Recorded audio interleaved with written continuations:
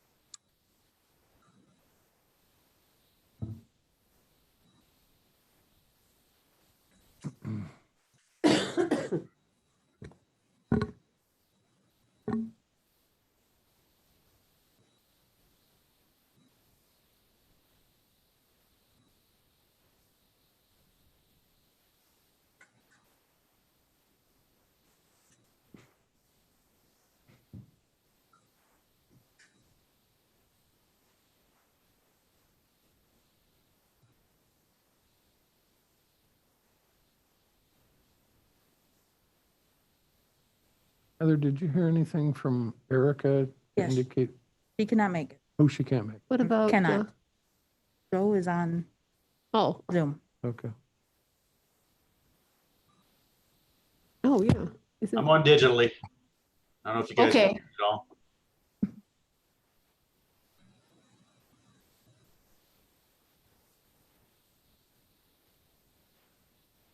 Shall I proceed? Yep. Okay, thank you all for being here this evening for the Bowling Green Planning Commission meeting for June of 2020. Jamie, please call the roll. Mr. Earhart, Here. Mr. Betts, Here. Ms. Ennis, Here, Mr. McComber. Here. Mr. Michael, Here. Mr. J. Phillips, Here. Mr. K. Phillips, he's muted. Chris, can you say here? Unmute. Sorry, I had it muted. Here. Thank you. Ms. Sleek, and Mr. Spittler. Here. Okay. We've all received a copy of the minutes from our last meeting, which was April of 2020. And hopefully had a chance to go through them and check them for accuracy. Does anybody have any corrections or revisions they would like to submit for those minutes? Nope. Okay, I see none from our virtual participants and none here in the room. So with that, we will approve the April minutes as read. Which brings us to our next agenda item tonight, which is the election of officers for the next year. Beginning with chairperson, are there any nominations? Jeff, I think you're doing a good job. I would nominate you. Thank you. So is that a motion? That's a motion in improper form. Yes, I'd nominate Jeff Betts. Thank you, sir. I will second that motion, and I just want to note for the record that this is the first time I have ever seconded a motion on the planning commission. So that's how strongly I feel about this. Wow, well, I am truly honored by that. Thank you, sir. So it has been moved and seconded for me to continue for another year as chairperson. Jamie, please take a roll call vote. Mr. Earhart, Yes. Mr. Betts, Yes. Ms. Ennis, Yes. Mr. McComber, Yes. Mr. Michael, Yes. Mr. J. Phillips, Yes. Mr. K. Phillips, Yes. and Mr. Spittler. Yes. Okay. Congratulations. Great. Thank you very much. I will enjoy it, I'm sure. Moving to vice chairperson then, I would like to make a motion to have Judy Ennis continue in that role as long as she is agreeable to that. I'm agreeable. Is there a second? Second. Okay, moved and seconded. Jamie, please take a roll call vote. Mr. Earhart, Yes. Mr. Betts, Yes. Ms. Ennis, Yes. Mr. McComber, Yes. Mr. Michael, Yes. Mr. J. Phillips, Yes. Mr. K. Phillips, Yes. and Mr. Spittler. Yes. Great. So Judy, you're number 3 now, right? Yeah. All right. Okay. And moving on for our representative to the Zoning Board of Appeals, I'm again going to jump in here and make a motion to have Judy continue in that role because I know she absolutely loves that and would rather do that than actually sit here with us on the Planning Commission. So is there a second? Second. Okay, moved and seconded. Jamie, please take a roll call vote. Mr. Earhart, Yes. Mr. Betts, Yes. Ms. Ennis. Yes. Mr. McComber, Yes. Mr. Michael, Yes. Mr. J. Phillips, Yes. Mr. K. Phillips, Yes. and Mr. Spittler. Yes. Great. Congratulations, Judy. Thank you. All right, moving on now to our next item for tonight. Since we are meeting virtually, there will be no lobby visitation. We instead are moving on to our public hearing for tonight, which is regarding the proposed ordinance amendment, which is a referral from City Council to add section 150.49 Gateway Zoning Classification. So we will begin with a report from Heather. Thank you, Mr. Chairman. I just wanted to remind people that we do have the document, the Gateway District, under the city's website. Under the main page, it'll say Planning Commission meeting, public hearing to review the proposed new Gateway District. And we do have the document there. So actually all the documents for the meeting, if the public would like to review those, are right in that spot. So we appreciate your patience as we work through trying to give the best public meeting perspective that we can. Also, just wanted to let you know that everybody is here in the waiting room. We'll let the chairman know if they need to speak. So you recall that back on actually Tuesday, February 11th of this year, we did have a joint Planning Commission and City Council meeting about the proposed Gateway Zoning District. That was conducted by Kelfie Zoning, who has written the Gateway District. This would add a new zoning classification to our zoning code, which would be section 150.49. The Gateway District is a result of recommendations from a lot of planning we've done lately, as you well know, as Planning Commission. The Community Action Plan, the recent East Wooster Redevelopment Strategy White Paper, and we gave you copies of that in your packet, most specifically the pages that recommend this type of mixed use on these very critical corners as a corridor between the university and downtown. So I won't get into details on the plan. You have copies. I also gave you a copy of the East Wooster White Plan, and we tried to highlight what related back to the recommendation to have this zoning district. Specific to the zoning district that's very new for the city is that there are design regulations and an architectural feature that we have not had before. So it's definitely new territory for us, but we're really happy, at least from a staff standpoint, the visuals that are included. And in addition to that, it's just laid out nicely where we're able to hand this to a potential developer or property owner that may want to know more information about developing his or her property. So again, if there's any specific questions, I'm happy to answer those. I don't know in how much detail you want to go into with this, but clearly they give an intent with any zoning district. Normally you'll have an intent. What it's applicable to, which again, the corner of East Wooster, Manville, and Thurston. You know, further down the road, we'd have to look at some zoning changes. We at least first have to get the actual zoning classification done. So that's why we're here tonight, to really get your input and review and any recommendations you have to City Council. So also again, graphic illustrations is really important to a zoning code, which our zoning code lacks in right now. So we're really excited to see these visuals. You're very familiar, I'm sure, with definitions, so those are included. We have permitted uses. You'll see we wanted to be careful with how the whole building ended up being used. We didn't want it to be potentially an entire apartment complex. So you'll see that we say that under whole building uses, we say single-use buildings are not permitted on that major development site. And then we talked about the importance of having that residential, sort of like B5. You remember B5, I'm sure, that the upper levels become the residential component and not that bottom level. We want the bottom level to really be an active space, you know, where people can do outdoor dining. They can talk with each other. Of course, right now, 6-foot distancing, of course, but, you know, we're trying to really focus on making our spaces active. You'll see that there are lot and site standards. Again, I really like that visual that shows what those potential setbacks could be depending on where it's at. We talk about a continued lot and site standards, minimum number of residential units per acre. We do mention bicycle parking, which I think is really great. We haven't did that before. That's something we like to include in our zoning code update that we'll talk about later. Landscaping and buffering, still really critical for some of the residential that's still near some of these areas. Again, building massing and facade, really critical. We want those to be want that to be a potential quality building on that really critical corridor. We talk about height there, facade materials. I think this was meant to be fairly flexible, but yet have some standards. So I think, we don't need all of Bowling Green to be brick. We want it to really be, eclectic, yet have some design standards that really reflect a quality building. So we look at building design elements. Again, we want that the different height, the different roof lines really make an architectural feature that looks much better than just a flat roof. So it's, again, really important to have those types of standards.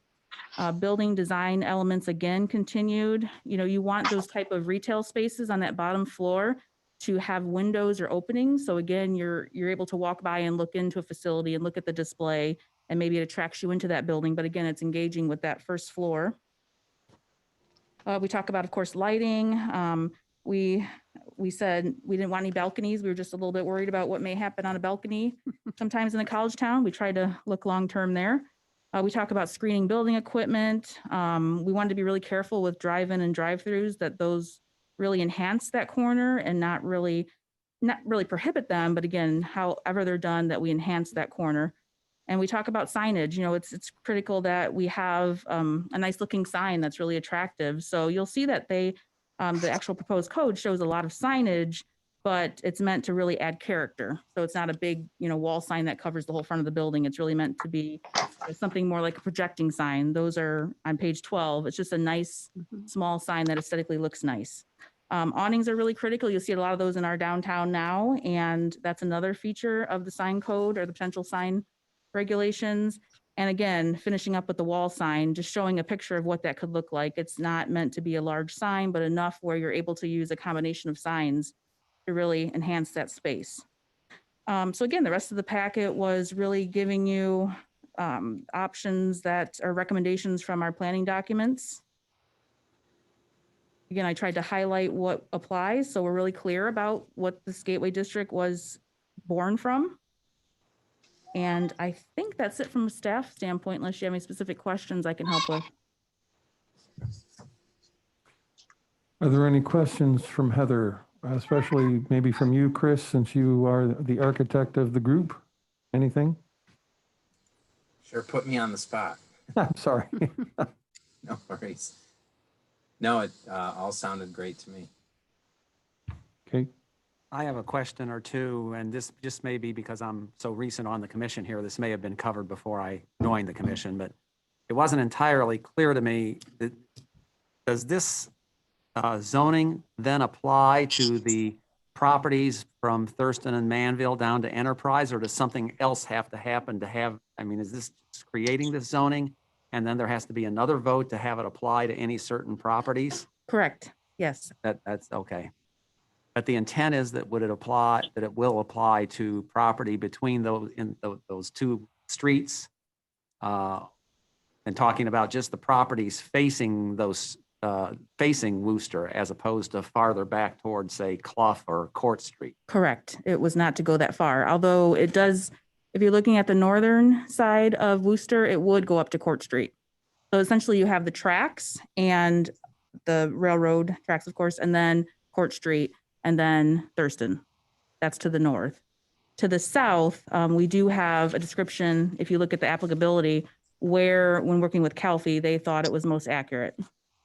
So it would include that city public parking lot potentially, because we would really need that property to have that site be, most efficient and in the highest and best use. And I was also curious as to why this is only intended to go on when we're talking about, getting my direction straight here, when we're going west, that it ends at Enterprise and doesn't go to, say, to Summit or Prospect. Why does it just the one block? Would it not be applicable to another block down to Summit, for example? Potentially. I think we were just really trying to get our feet wet, and this is what the recommendation on the community action plan was, to really look at this corner as a key gateway corner to downtown and between the university. So internally, we've talked about that, but we thought, this really is the highest and best use is that city property currently could be really the first transformational project. So whether it spreads further, it's certainly an option, ultimately be up to city council if they would like to consider with a recommendation from you all, how further that may go in the future. Thank you. You're welcome. Hey, Heather, did we hear from any of the folks who actually own some of these property in this area? Just curious if they've had any stated input up to this point. I have not personally heard from anyone, no. Okay. I'll just say from my perspective, I think this is great. I'm really excited about this this new classification that will hopefully unlock some development in this part of town. So, Other questions for Heather?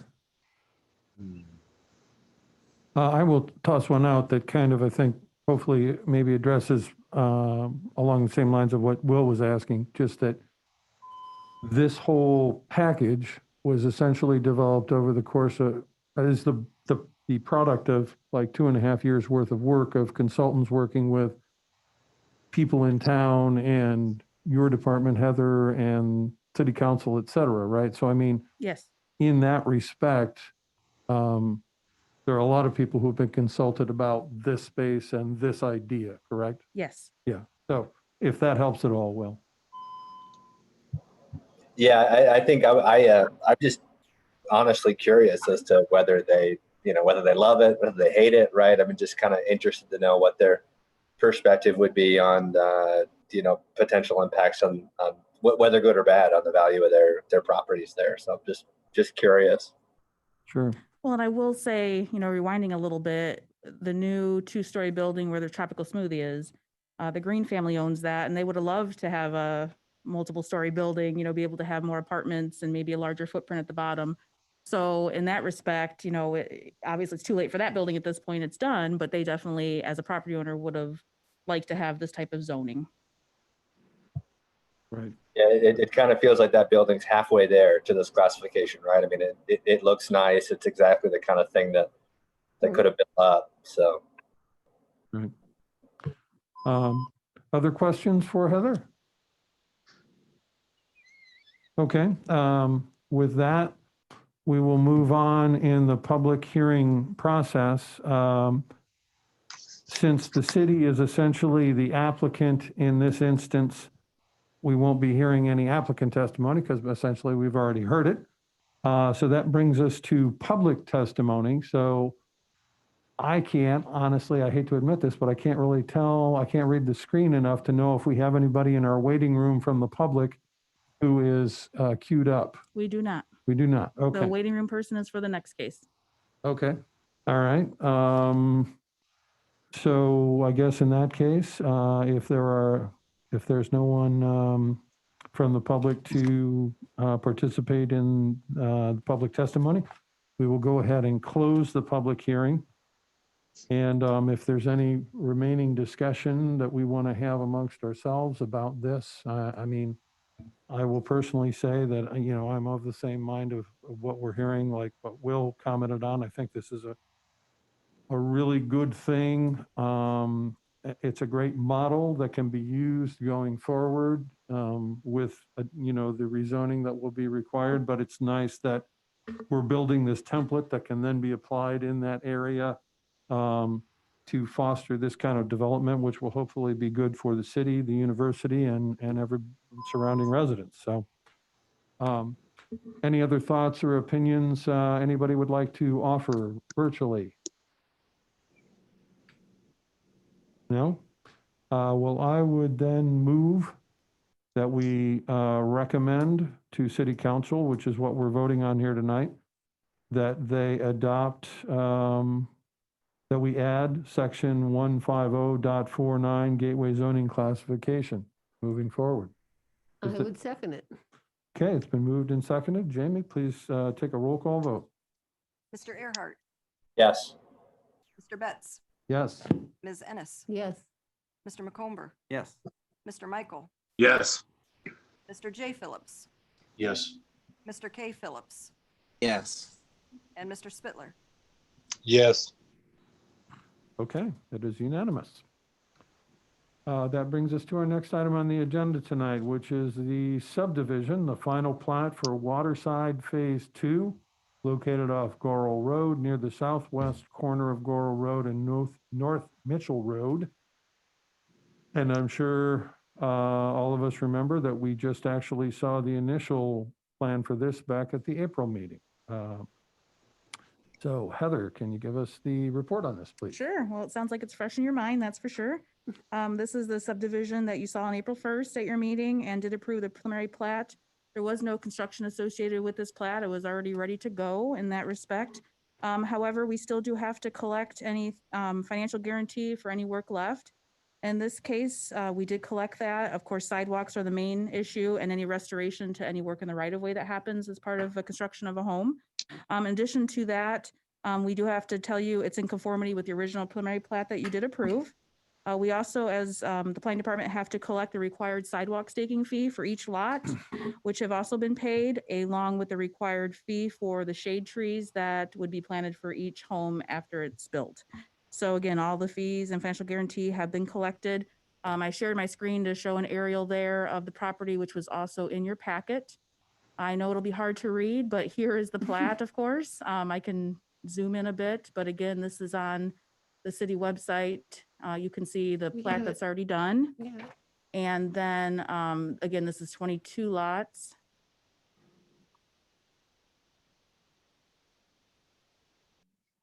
So that's it from a staff report, unless you have any specific questions.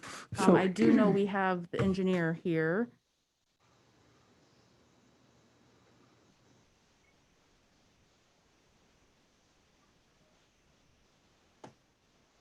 Okay. So I guess the only question I have is just, have there been any changes since April 1? No, sir. Does anybody have any other questions?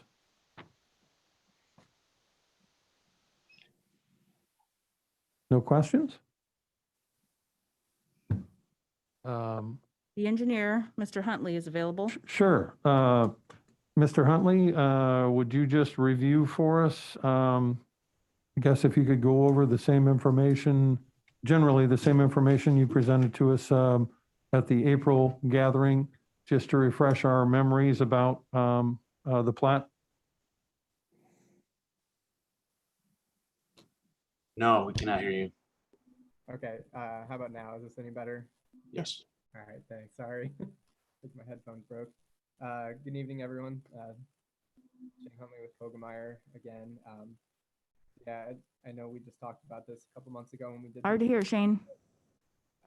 Can you lean closer to your microphone, or is there a way to adjust the volume a little more? Sorry about that. Is this any better? Yes, that's better. Okay, I'll talk from here. So yeah, as we talked about a couple months ago, with the approval of the preliminary, the construction improvements were actually put in place back in 2006. So really, all that we needed to do was to plat this out with the preliminary and now the final. This is in the city's one public overlay district. So it has unique zoning overlaid on top of a residential. So no changes since the preliminary.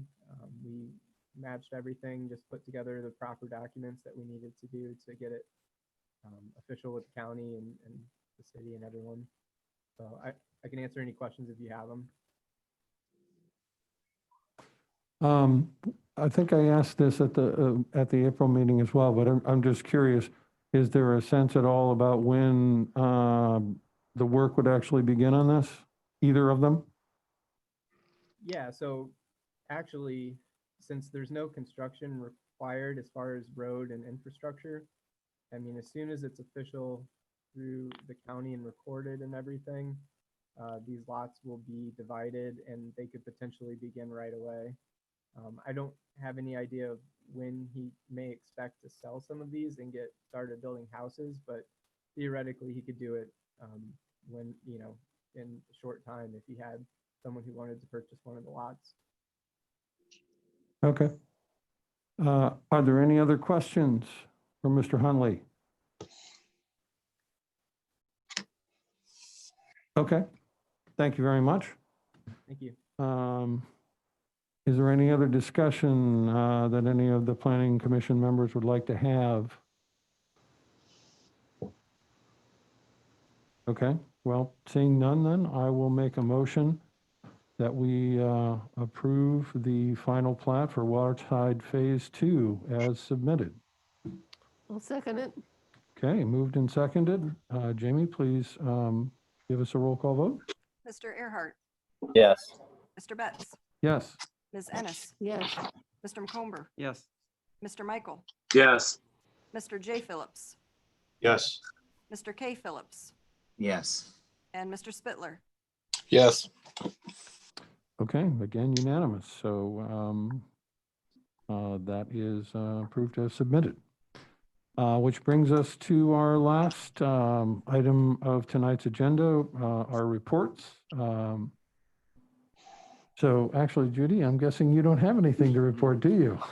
The zoning board has not met since November, but excitingly, we have a full agenda for next Wednesday, and you're all invited to come and spend an evening with us On Zoom. on Zoom, or come and wear a mask.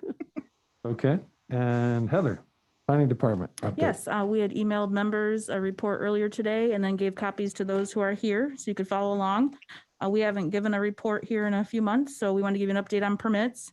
So far this year, we've issued 141 zoning permits compared to 163 at this time last year. So we are down a little bit, but I don't think it's surprising given the situation we're in right now.